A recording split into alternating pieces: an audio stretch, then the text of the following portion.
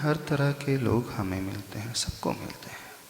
ये कोई आवश्यक नहीं कि आसपास रहने वाले लोग हमेशा हमारे कार्य की, साधना की, चरित्र की, व्रत नियम की अनुमोदना ही करें।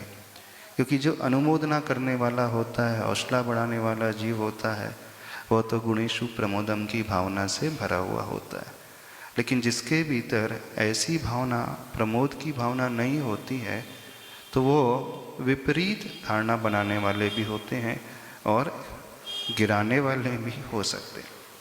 अब थोड़ा सा उसे ऐसे समझें, कोई व्यक्ति हौसला को गिराते हैं तो उसके पीछे उसके दो उद्देश्य हो सकते हैं। एक उद्देश्य तो ये कि वो हमें और दृढ़ बनाना चाह रहा है कि एकदम से हम भावुकता में कोई निर्णय न ले लें, भावुकता में आकर के कोई बड़ा त्याग, व्रत, नियम को न ग्रहण कर लें, अपनी शक्ति को पहचाने, सामर्थ्य के अनुसार क्रमशः धीरे धीरे इस क्षेत्र में आगे बढ़े। तो ये उद्देश्य अलग होता है। और एक दूसरा उद्देश्य होता है, वह ईर्ष्या के वशीभूत होकर के, द्वेष के वशीभूत होकर के वह दूसरों का हौसला गिराने का कार्य करता है। तो रही बात हमारे जीवन की, हाँ ऐसे कुछ लोग मिलते हैं। जब कोई अच्छी साधना करने के लिए अग्रसर हो जाते हैं, अथवा यूँ कहें जब दीक्षा के लिए, व्रत के लिए अग्रसर हो रहे थे, तो हौसला बढ़ाने वालों की संख्या नगण्य थी, हौसला गिराने वालों की संख्या ही अधिक थी। तो जब ऐसे लोग मिलने, तो उस समय क्या करना चाहिए? उस समय हम क्या करते थे? अपने से बड़ों को देखते थे।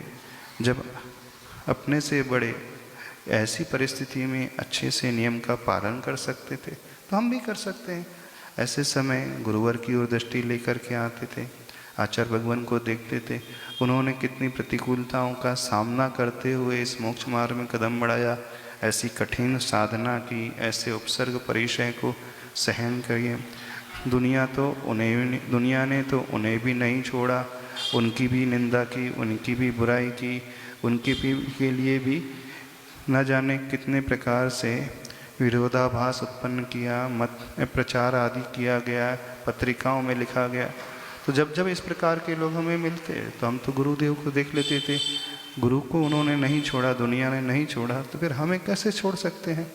तो कुल मिलाकर के हर व्यक्ति को यह मानस बनाना कर चलते रहना चाहिए कि जब भी अच्छे क्षेत्र में कदम बढ़ाया जाता है, तो साथ देने वाले लोगों की संख्या हमेशा कम ही रहती है और टांग खींचने वालों की, हौसला गिराने वालों की, हतोत्साहित करने वाले लोगों की संख्या अधिक रहती है। ये संसार का नियम अनादिकाल से चलता हुआ आ रहा है और ये हमेशा चलता रहेगा। जब कोई हमें गिराने के लिए आगे आ जाता है, तो यही सोचना है कि हम बहुत अच्छा कर रहे हैं, क्योंकि विरोधी जब हो जाते हैं तो इसका अर्थ है साधना जब ऊंचाई की ओर होती है तो कई लोग विरोध करने भी आ जाते हैं। इस प्रकार से मानसिकता यदि बना ली जाए तो कोई फर्क नहीं पड़ता।